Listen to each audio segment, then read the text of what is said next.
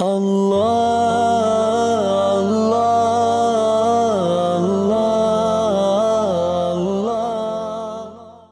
اللہ الرحمن الرحیم۔ آج جس مسئلے کے ساتھ ہم حاضر خدمت ہیں وہ یہ ہے کہ نماز ادا کرنے کے وقت حالت تشہد میں انگلی اٹھانے کا صحیح اور درست وقت کون سا ہے اور صحیح طریقہ کون سا ہے۔ سب سے پہلے یہ چیز سن لیں کہ انگلی ہم نے اٹھانی کس وقت ہے۔ جس وقت ہم لا الہ اشہد اللہ الہ اس مقام پر پہنچتے ہیں تو یہاں ہم نے انگلی اٹھانی ہوتی ہے، اور انگلی اٹھانے کا جو صحیح وقت ہے اور جو صحیح جگہ ہے وہ ہم نے نفی کے اوپر اٹھانی ہوتی ہے، یعنی جب ہم لا کہتے ہیں تب ہم نے انگلی کو اٹھانا ہوتا ہے،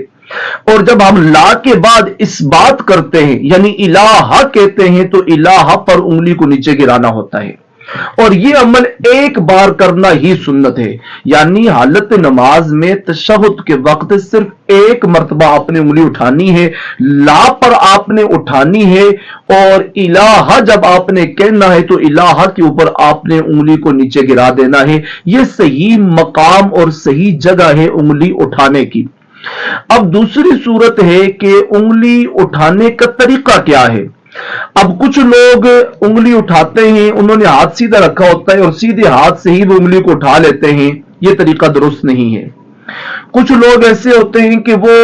انگلی اٹھانے کے لیے ہاتھ کو فولڈ کرتے ہیں اور پھر آخر تک ہاتھ فولڈ ہی رکھتے ہیں، یہ طریقہ بھی درست نہیں ہے۔ جو تیسرا طریقہ ہے وہ صحیح طریقہ ہے، اور اس کو دیکھ لیں کہ آپ نے جب تشہد میں بیٹھنا ہے پہلے آپ نے اپنے ہاتھوں کو بالکل سیدھا رکھنا ہے، اور گھٹنوں کے اوپر آپ کے ہاتھ بالکل صحیح برابر سمت پر ہونے چاہیے، گھٹنوں سے نہ آگے ہو نہ پیچھے ہو، بالکل گھٹنوں کے اوپر آپ کے ہاتھ ہونے چاہیے۔ اور پھر جب آپ نے انگلی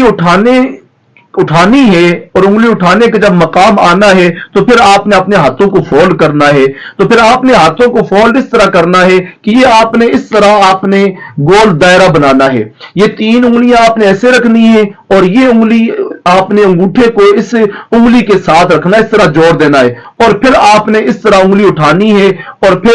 لا پر اٹھانی ہے، الہ پر گرا کر آپ نے ہاتھ بھی ساتھ سیدھا کر لینا ہے، ہاتھ کو پھر فولڈ نہیں کرنا، آپ نے پھر ہاتھ آپ نے اسی طرح سیدھا رکھ لینا ہے جس طرح آپ نے شروع میں ہاتھ سیدھا رکھا ہوا تھا۔ یہ انگلی اٹھانے کا صحیح طریقہ ہے۔ اللہ کریم ہمیں اس پر عمل کی توفیق عطا فرمائے۔